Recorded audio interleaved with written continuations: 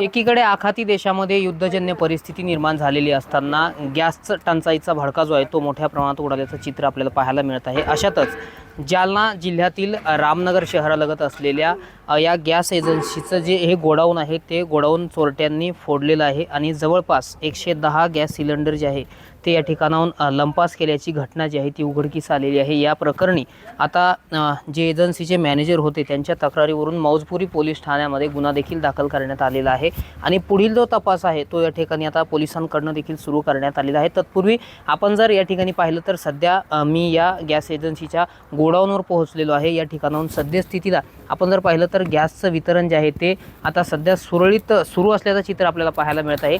हाच तो दरवाजा होता आणि याच ठिकाणावर हे चोरटे आलेले होते आणि हा जो लोखंडी कुलूप या खाली लावलेली आहे, कुलपाचा जो कोंडा आहे तो या ठिकाणी तोडलेला होता आणि या चोरट्यांनी आत प्रवेश केलेला होता।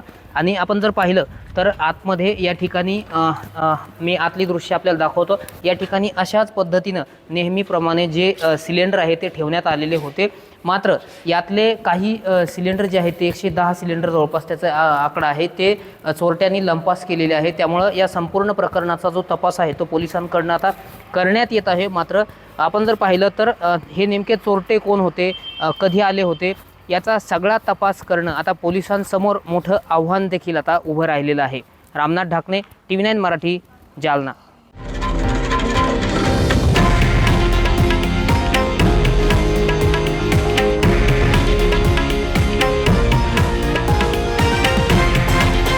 हे आहे देशातील नंबर 1 न्यूज नेटवर्क आणि आपण पाहत आहात TV9 मराठी, एकमेव।